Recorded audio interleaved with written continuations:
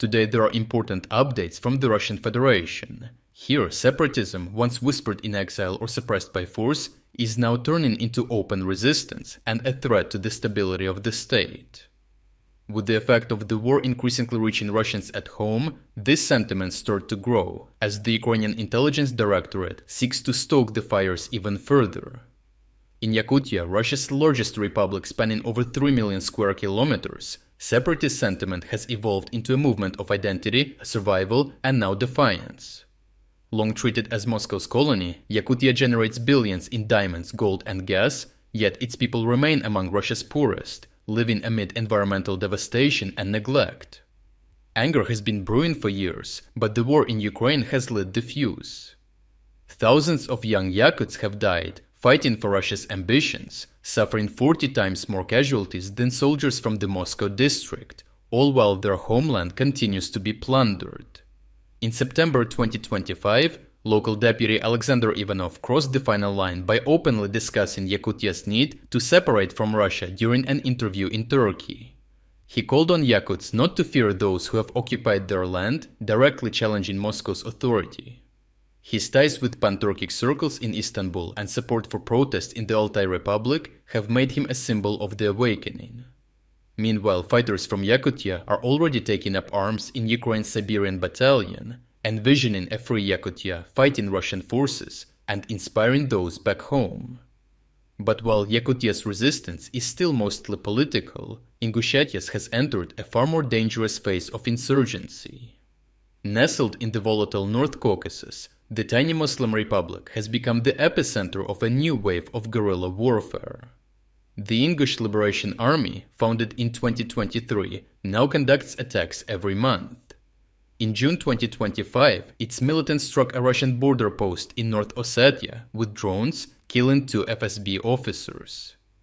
In August, coordinated arson attacks targeted military depots in Dagestan, and recently the group released a video showing fighters on patrol, armed, organized, and defiant.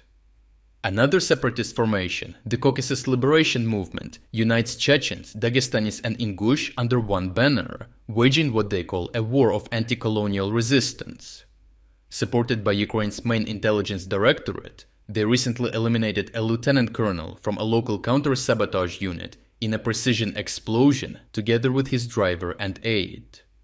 Their message, Moscow's grip on the Caucasus, is loosening, and the Kremlin's agents are no longer untouchable. Behind much of this growing chaos lies what many analysts now refer to as Budanov's blueprint. General Kirilo Budanov, head of Ukraine's military intelligence, is methodically cultivating resistance within Russia's ethnic regions.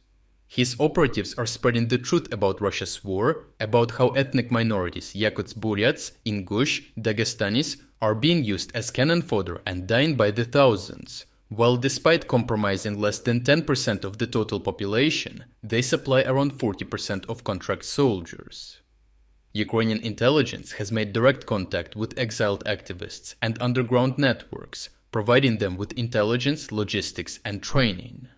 The goal is strategic, as every region in turmoil means fewer Russian resources on the front, as many small fires can burn an empire from within.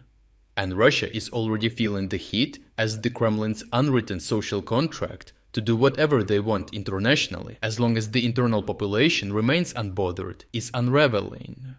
When mobilization began during Ukraine's Kharkiv counteroffensive in 2022, people protested because the war reached into their homes, and many were drafted by force. Now, as Ukrainian drone strikes cripple oil refineries, gas stations across Russia are running dry. Protests over fuel shortages have erupted in several regions, and ordinary Russians, once detached from the war, are suddenly living its consequences. Simultaneously, many are seeing that the state can no longer shield them from its failures. Overall, what began as cultural revival movements is mutating into revolutionary networks challenging Moscow's rule from within. The Kremlin's policy of exploitation, draining regions of resources and sending their sons to die, has sown the seeds of revolt. What Russian officials dismiss as isolated extremism is in truth the early stage of fragmentation. Supported by Ukrainian intelligence, these movements are gaining confidence, structure, and purpose. They have waited generations for a spark, and now, as Russia bleeds on multiple fronts, it has arrived. If you would like to explore other key developments today that we couldn't cover in this video, make sure to visit our interactive news map.